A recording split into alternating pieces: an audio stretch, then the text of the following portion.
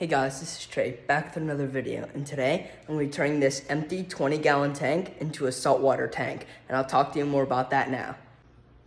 So as you can see, this tank is completely cleared out, and I'll pop a picture up on the screen of what it used to look like, and now I took it down because a couple months ago I bought some dry rock, and I bought a whole bunch of other saltwater supplies for this tank, and my parents are letting me turn this into a saltwater tank.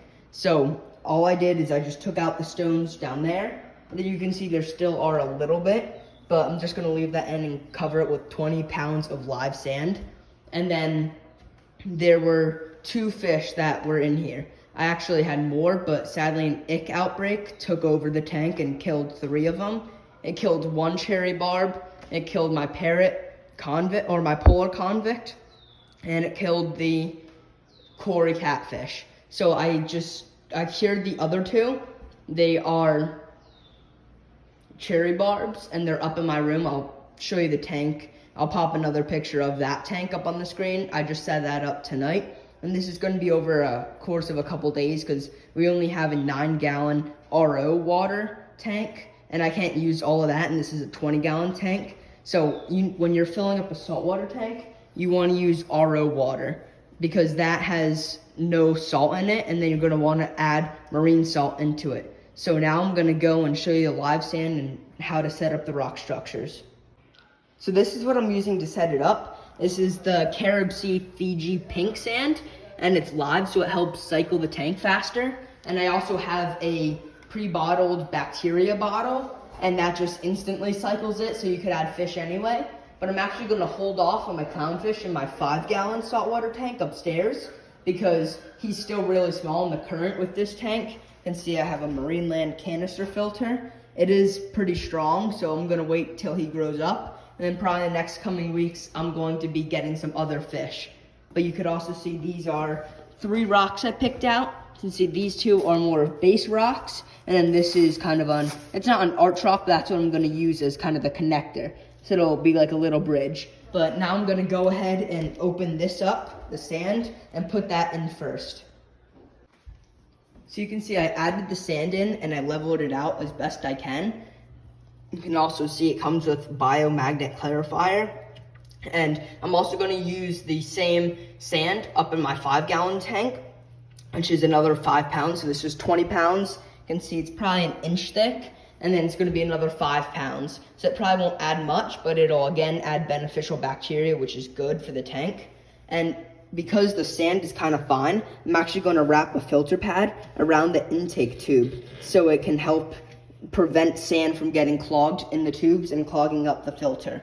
But now what I'm going to do is I'm just going to take again these 2 base rocks and just set them up how I want, and then use this bigger rock to connect them. I may get more rocks in the future. I kind of just have to see how this is. And now I'm going to go ahead and put them in the tank.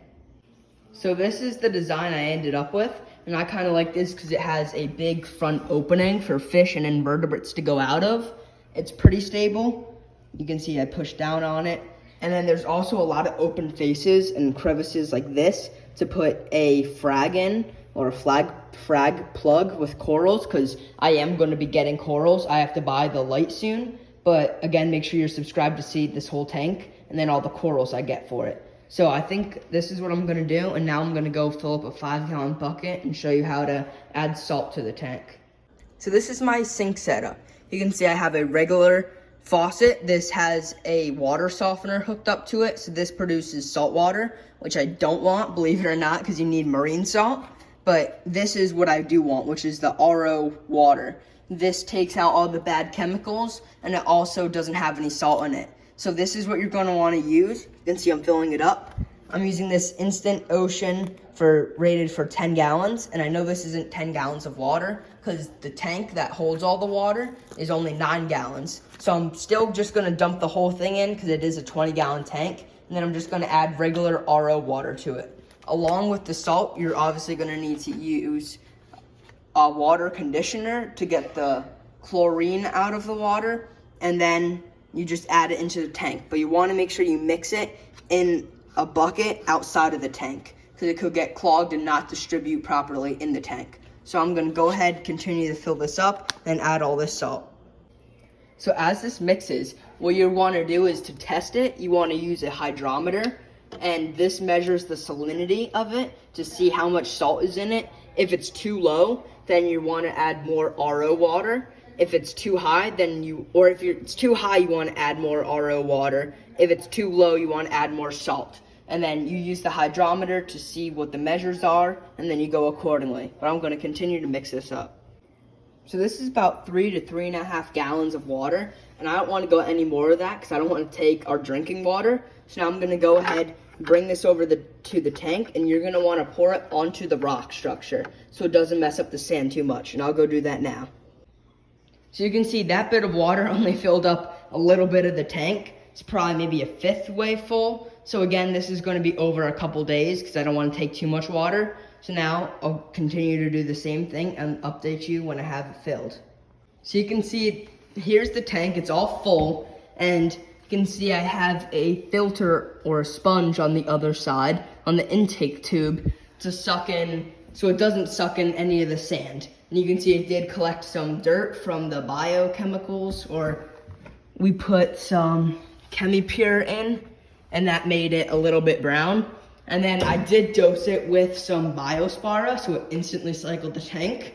And I have the filter going. You can see the flow at the top of the tank. And now I'm gonna go ahead, and upstairs is my baby clownfish. I'm gonna go ahead, get him, and start acclimating him. And I also got another clownfish and 3 hermit crabs, and I'll show you that now.